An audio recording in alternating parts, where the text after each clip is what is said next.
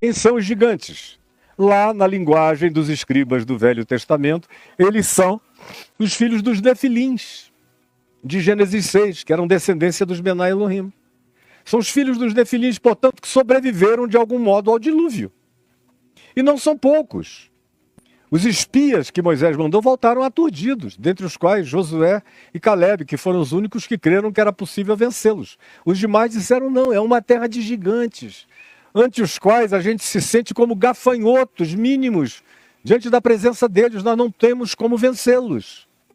Isso não é conto da carochinha. O próprio Golias, que Davi matou com uma pedra, as 5 pedras do ribeiro, atirou uma delas, pá, na testa do cara que caiu sem resistência e Davi lhe cortou a cabeça, o decapitou com a própria espada, era da descendência dos Nefilins e dos que dos Nefilins decorreram como seres anômalos, também em estatura. Você lê que havia na região onde hoje são os Altos de Golã, e que no Velho Testamento era chamado de Bazã, são os touros de Bazã, lá do Salmo 22 e de outras alusões, era o lugar onde tinha um rei, cujo tamanho era tão descomunal, tão nefilímico, que o Velho Testamento diz que a cama, isso não é simbologia, é fato, a cama onde ele dormia tinha mais de 5 metros de comprimento e mais de 2,5 metros de largura e era toda feita de ferro maciço para aguentar o peso do monstro daquele tamanho. Isso nos dias de Davi, nos dias de Saul, nos dias do Velho Testamento, no fomento daquilo que depois viria a ser o primeiro templo, em substituição ao tabernáculo. Já nos dias de Davi, foram os homens de Davi que, de acordo com o texto de 2 Samuel, mataram os últimos gigantes que havia naquela terra. Olha só a pergunta dessa pessoa, como ela revela a confusão enorme desses dias. Olá, Caião.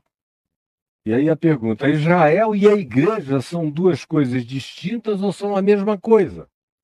A igreja é o Israel de Deus? Não entendeu realmente nada, como praticamente ninguém entendeu nada. O Israel, de acordo com Paulo, em Romanos, capítulos 9, 10 e 11, tem que ler os 3 capítulos para entender o significado de Israel como Israel e da igreja como Israel de Deus. Ou ler Gálatas, que desce o pau no Israel histórico e na Jerusalém amuralhada histórica e geográfica, ao mesmo tempo em que diz que aqueles que creem de fato no Evangelho de Cristo são o Israel, o verdadeiro Israel de Deus. Porque Israel não designa quase nada esse nome.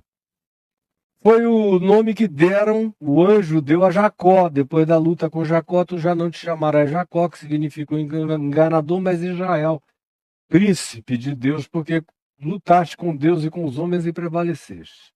Esse é um lado de Israel. Aí vem o povo de Israel, que são todos os filhos de Jacó, são chamados de filhos de Israel.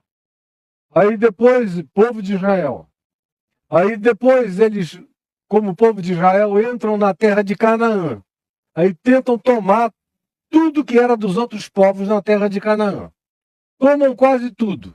Mas praticam o mal, a idolatria, a perversidade, a hipocrisia o tempo todo. Aí são levados para cativeiro em Babilônia. Voltam 70 anos depois. Aí já não adoram ídolos de pau nem de pedra, mas adoram o templo, adoram o livro que foi definitivamente confeccionado durante o período do exílio em Babilônia, onde eles não tinham templo, mas passaram a adorar um livro, o Torá e os escritos rabínicos. A idolatria foi virando, se tornando a cidade de Jerusalém, os montes de Jerusalém, o templo de Jerusalém e o livro sagrado. Esses eram os elementos, e o culto, e os rituais, e as ofertas, e os dízimos. Esse é Israel, contra o qual Jesus se levanta, se insurge.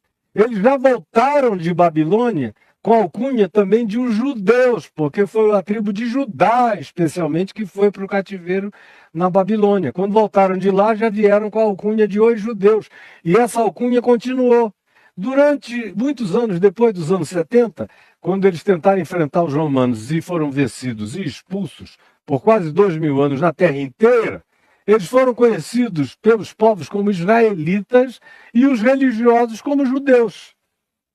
Mas em boa parte do mundo, você encontra as sociedades israelitas, os clubes israelitas, de gente que não tem nada a ver com o judaísmo, embora tenham essa genética ancestral.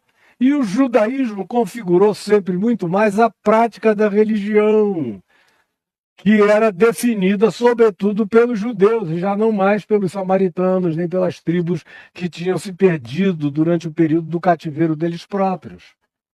E aí, de 1948 para cá, surgiu uma outra entidade, que já não existia há muitos séculos ou milênios, que nunca tinha existido de fato antes. Antes houve o reino de Israel durante um tempo, começando com Saul, depois cresceu com Davi, com Salomão, depois foi ladeira abaixo até o exílio em Babilônia. Dali para frente, eles nunca mais tiveram autonomia, nunca mais foram um reino de si mesmos, sempre estiveram sob o domínio de outros, vários.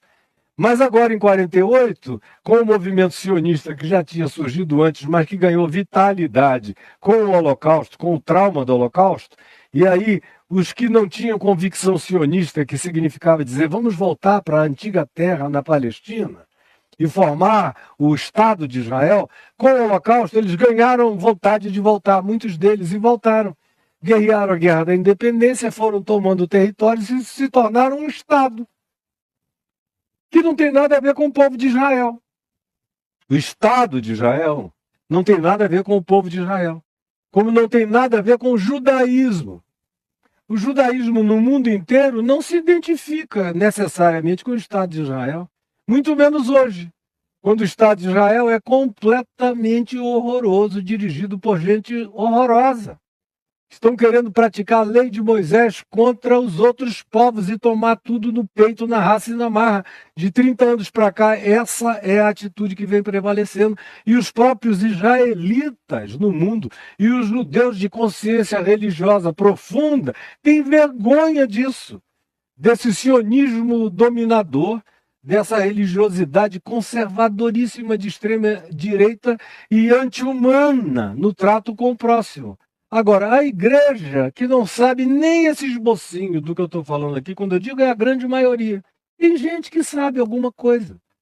Mas até os que sabem alguma coisa sabem muito pouco e sabem de maneira ideologizada, sem liberdade interpretativa ou teológica, liberdade teológica para interpretar.